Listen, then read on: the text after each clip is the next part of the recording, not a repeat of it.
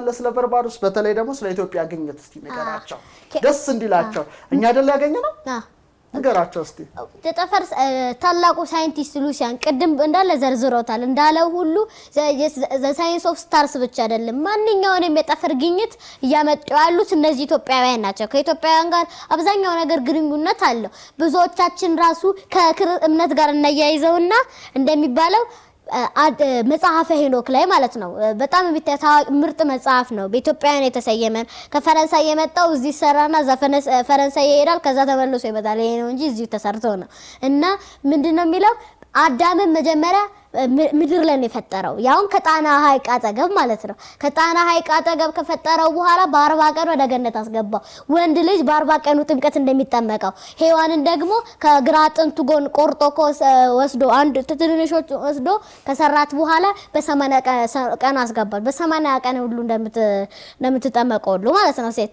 ስለዚህ ከዚህ ጋር ግንኙነት አለው እነዚህ ነገሮችም ከኢትዮጵያ ነው የመጡት እንዲሁም አራቱ ታላላቅ ወንዞች የሚባሉ አሉ ኤደንን የሚያጠጣው አትክልት ወንዝ ይሄ ዘፍጥረት ላይም አለ ምናቀው እንት መጽሐፍ ቅዱስ ላይ ማለት ነው አራት ወንዞች አሉ ኤፌሶን እነዚህ ማለት አራቱን እነ ኢፊሶን ጤግሮስ ጊዮን ምን ኤፍራጥስ ምንላቸው ወንዞች አብዛኛው ከአፍሪካ ብዙም የተለዩ አይደሉም እነ ጤግሮስና ኤፍራጥስ እዛው አረባ እዛ ግብጽ አካባቢ ምናምን የሚገኙ ናቸው እነ ኤፊሶንም እንደዛው ሐዊላ የምትባል ምድር አካባቢ ነው የሚፈሰው ጊዮን ማለት አባይ ማለት ነው ኢትዮጵያን ከአራቱ ወንዞች እንዲሁም የሚረዝመው ኢትዮጵያ ነው የኢትዮጵያ ብቻ ሳይሆን ከዓለማችን ወንዞች የሚረዝመው የአባይ ወንዝ ነው ኤርታአሊ ደግሞ የሉሲፈር ሰይጣን ወዘተ መሳሰሎች አጋንንት ወዘተ መቃጠያ ኤርታአሊ ነው ሲኦል የሲኦልና የገነት መንገድ ያለባት ሀገር የመጀመሪያው ሂጅራ የተደረገው እዚህ ነው ነብዩ መሐመድ መልእክተኞቹ ከላከ በኋላ እሱም ተሰዶ የመጣው እኮ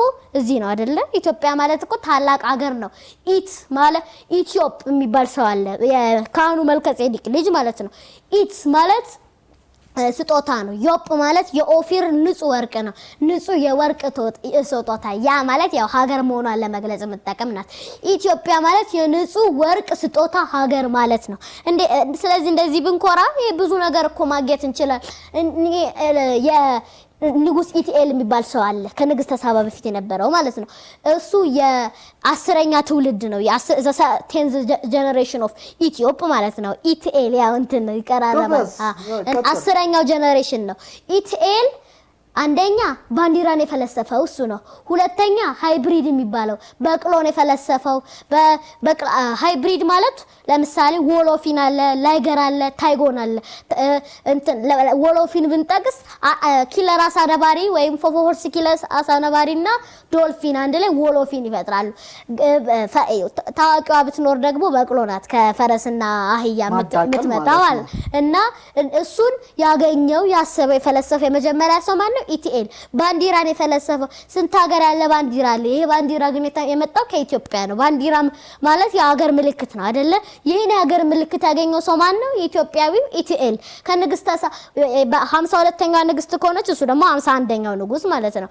እና በ51ኛው ንጉስ የተገኙ ዕውቀቶች ፈረንጆች ያገኛቸው ነው የሚባለው እነ በርባሮስ እነ ባንዲራ እነ ሚውል ወይም በቅሎ እነ ወሎፊን ምናምን እነዚህ ሃይብሪድ ነክ ነገሮች ስናመጣቸው እነ ሞንስትሮ የሚባሉ አሳነባሪዎች ከሰማያዊ አሳነባሪና ስፐርም አሳነባሪ አንድ ላይ ተራቅለው የሚወለደው ሞንስትሮ የሚባሉ አሳነባሪ እነሱ ምናምን እኮ በአንድ ሰው ነው የተገኙት ከኢትዮጵያ ነው በዚህ ሁሉ ብንኮራ እና ያን ሁሉ ብንጠቀም ብዙ ነገር እኮ መድረስ እንችላለን እኛ መጀመሪያ የኛ ከሰራን በኋላ የሌሎቹን እንጠቀም የሌሎቹን ኮምፒውተር ምናምን አንጠቀም አላልኩም ግን የራሳችንን መጀመሪያ እስኪ ራሳችንን እንመርምር እንጂ ለምሳሌ ጀርመን መጀመሪያ የራሳቸው መሰረት ከሰሩ በኋላ ነው ሌሎቹ መውሰድ የጀመሩት እኛ ግን መሰረት ከሌለ የት እናስቀምጠው ተሸክመን መቅዳት ከቀዳም በኋላ የቱ ጋር እናስቀምጠው መጣል ነው ከጣለ በኋላ ደግሞ ተመልሶ አይገኝም ስለዚህ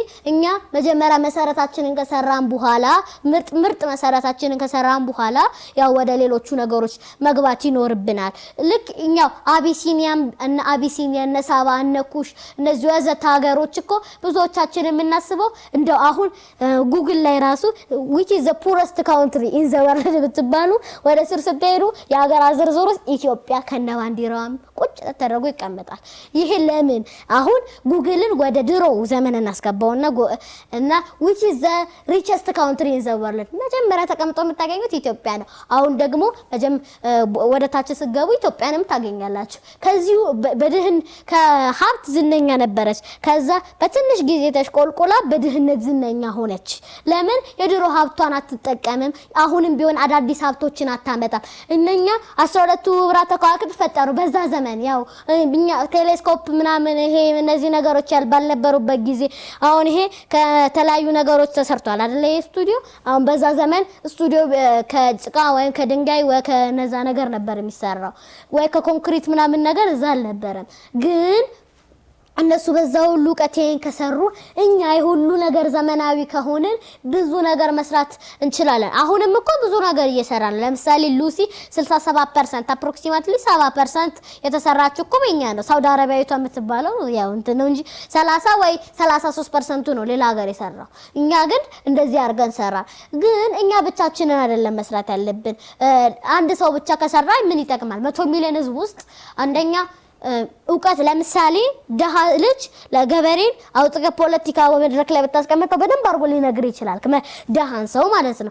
ስለዚህ መጀመሪያ ለኛ ከተሳሰብን በኋላ ከተሳሰብን ይሄ ወንድሜ ነው ላንሳው ካለን በኋላ ለምሳሌ የሚባል ሰው ለሚባል ሰው ቢያነሳ ለብዙ እውቀት ነበረው ግን ደሃ ነው። ለን ሀብታም ካደረገው በኋላ ዓለማችን የለን እውቀቶች አገኘች። እንደውም ቶማስ ኤዲሰን እናቱ ባተበረታታው ኖሮ መብራት እነዚህ መብራቶች አይኖሩም። አልበርት አንስታይንስ ቢሆን ከትምህርት ቤት ሰነፈ። ያው እንትን ከሰነፈ በኋላ እናቴ ለምን ከትምህርት ቤት ተባረርክ ይባል ጎብዘ ነው አለች። ከዛ እኔ እንደዚህ ጎብዘ ለምን እንደዚህ ሰራለሁ ብሎ ብዙ ነገሮችን መስራት ጀመረና ያው ሪላቲቪቲ ቲዮሪ እንደውም በርባሮስ በ1784 ተገኝቶ በ1914 ደግሞ በደንብ እየተረጋገጠ ሲመጣ በ1916 አካባቢ ሪላቲቪቲ ቲዮሪን አመነጨ። ብላክ ሆል መረጋገጫ ዘመን ላይ ሪላቲቪቲ ቲዮሪን አመጣ። ስለዚህ ሁላችንም ማንኛውንም ሰው እናስነሳው ብዙ ነገር እናገኛለን።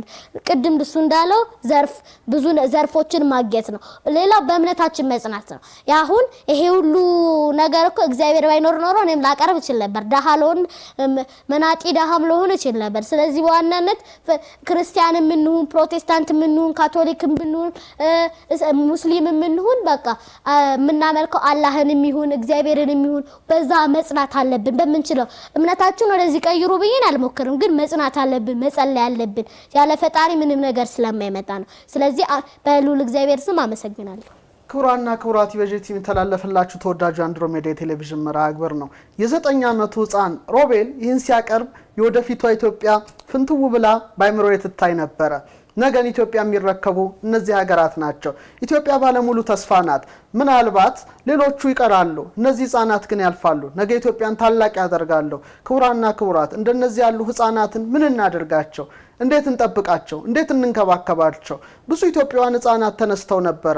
አሁን ግን በተለያዩ ዓለማት የተለያየ ስራ ለተለያዩ ሀገራት እያደረጉ ነው። ለሀገራቸው የጠቀሙት ምንም ነገር የለም ከጥቂቶቹ በቀር ማለቴ ነው። ታዲያ ህፃን ሮቤልን 5ኛ ክፍል እናስገባው፣ 6ኛ ክፍል እናስገባው፣ 7ኛ ክፍል እያል ዘመኑን ይፍጅ ወይስ ወደ ትልቅ ደረጃ እናደርሰው? እንዲህ ያለ ሳይንሱን ከኢትዮጵያ ታሪክ ጋራ ያዋሃደ ኢትዮጵያዊ ሳይንቲስት ማግኘታችን በጣም እድለኞች ነን። የ9 ዓመት ህፃን ነው። ገና ብዙ ይሰራል፣ ብዙ ይጠበቅበታል። የሚመለከታቸው አካላት አሁንም አጽንተን በእግዚአብሔር ስም እንለምናለን። ይህን ህፃን ከፍተኛ ቦታ ላይ ማድረስ እንደሚገባን ደግመን ደጋግመን በአንድሮሜዳ ቴሌቪዥን መርሃ ግብር ስም የዜግነት ግዴታችን እንወጣለን። ይህን ሳናደርግ ብንቀር ግን ትውልድ እንደሚወቅሰን እግዚአብሔር ግን ሌሎችንም እንደሚያስነሳ ሙሉ እምነት አለን። ስለ ፕላኔት እናይቅረው። እስቲ ስለ ፕላኔት አንዳንድ ነገር በላችሁ ነው። ፕላኔት ብቻ ሳይሆን ስቴላር ሲስተምን ጠቅለል አድርገን ብንወራ ያምራል። እና ስቴላር ሲስተም ማለት እኛ ብዙዎቻችን ሶላር ሲስተም ነው የምንሰማው፣ ግን ትክክለኛው ስቴላር ሲስተም ነው። ስቴላር ሲስተም ማለት ሌሎች ኮከቦችን የሚያጠቃልላል። በመሃል አንድ ኮከብ ይሰራል። በመቀጠል አስተሮይዶች፣ ሜቴሮይዶች፣ ሜቴዮራይቶች፣ ኮሜቶች፣ ሜቴዎሮች ብዙ ነገሮች ይሰራሉ። ፕላኔቲስማሎችንም ጨምረን ማለት ነው። ብዙዎቻችን ኤክሶፕላኔቶችን እናውቃለን። ወይም ሁለተኛ ስማቸው ማን ነው ብለን ብንጠይቅ ስንጠየቅ እንደዚህ ብለን እንቀራለን። ሁለተኛ ስማቸው ኤክስትራ ሶላር ፕላኔት ነው። እኛ ያው የሌላውን አንጠቀም አላልኩም፣ የሁሉንም መጠቀም አለብን። ለምሳሌ አሜሪካና ሩሲያ ተፎካከሩ አይደለ? አንደኛው ዝንጀሮ ላከ፣ አንደኛው ኦርቢት አስደርጎ አስመጣ።